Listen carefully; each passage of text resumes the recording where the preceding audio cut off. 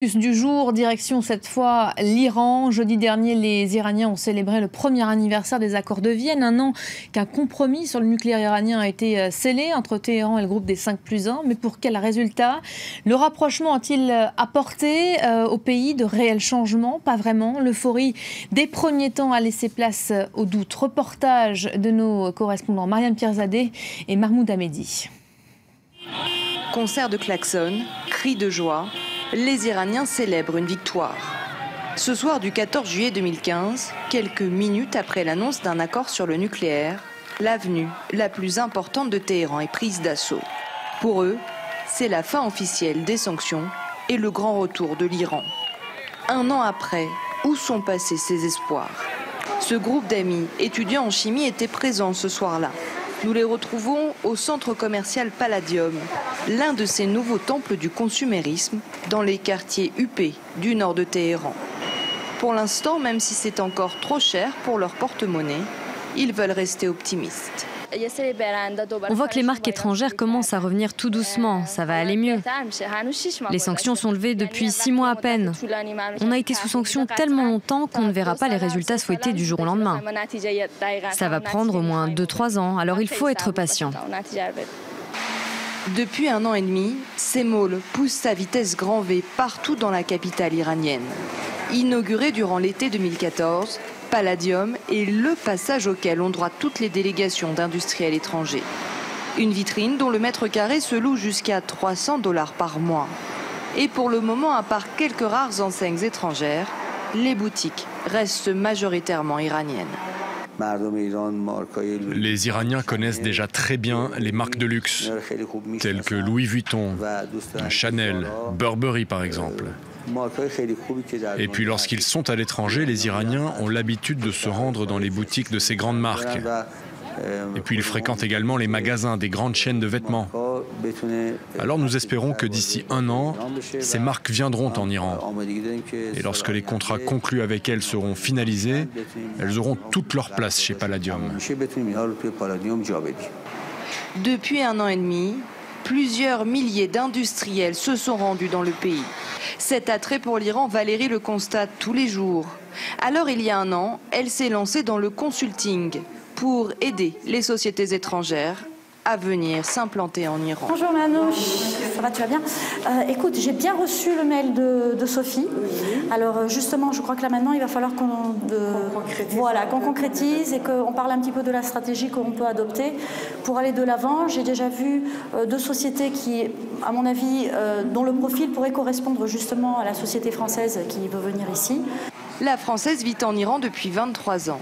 Elle a appris à connaître les rouages d'un pays qui attire, mais qui reste encore inconnu pour beaucoup d'investisseurs étrangers. Il y a des grosses sociétés qui nous sollicitent et qui, pourtant connaissant l'Iran, pensent que c'est quand même une boîte noire. Il n'est pas toujours facile de savoir de l'extérieur, surtout qu'il y a quand même une mauvaise presse qui n'est souvent pas justifiée. Donc ça leur pose quand même des soucis de ce côté-là. Il faut qu'ils réapprennent à connaître l'Iran. C'est notre rôle ici, de réconcilier les deux côtés. Seulement voilà, il y a encore un obstacle, les sanctions. Effectivement, elles sont officiellement levées depuis 6 mois, mais certaines pèsent encore sur l'économie iranienne. Elles sont appelées les sanctions primaires et concernent 400 entités et personnes du pays, comme des banques ou encore des compagnies aériennes. Une donnée qui n'a pas été assez anticipée au moment de l'accord, selon ce conseil juridique. Aujourd'hui, on est dans une période de frustration. On est dans une période un peu de doute aussi.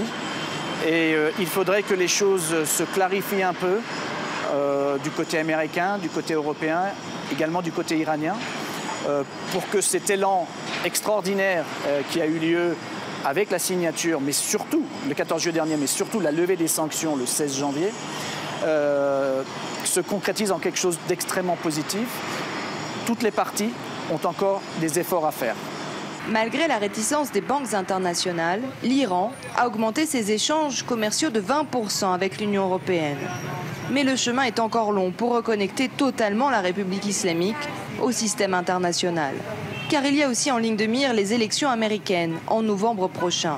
Cette échéance pourrait changer la donne et ralentir encore ce grand retour tant attendu de l'Iran sur la scène mondiale. On va revenir sur ce dossier avec notre invité du jour, Thierry Coville. Bonjour. Oui, bonjour. Merci d'avoir accepté l'invitation. Vous êtes spécialiste de l'Iran, chercheur à l'IRIS. On vient de voir ce reportage.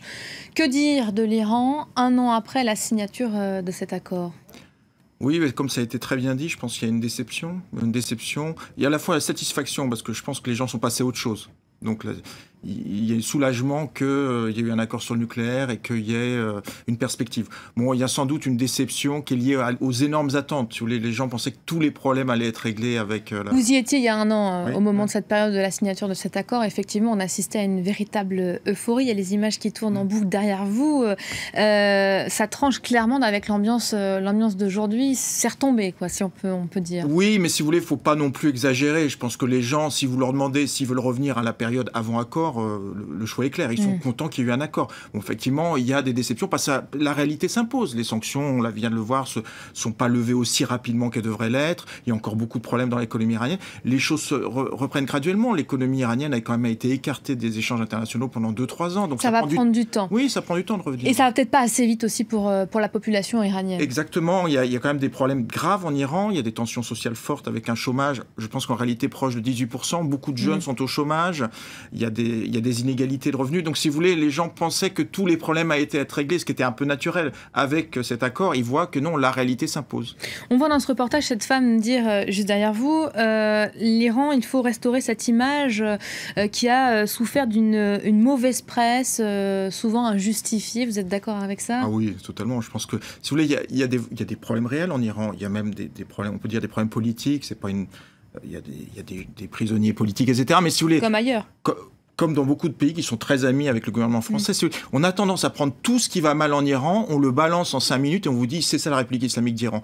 Il y a des problèmes et je pense qu'à la base, il y a surtout une société civile, on l'en voit un petit peu, très moderne dans sa tête, les mentalités fortement progressées en Iran. Et si vous voulez, on voit bien qu'il y a une relation compliquée avec le régime, mais une partie du régime a envie que cette société s'exprime et cette société civile, en majorité, soutient Rouhani.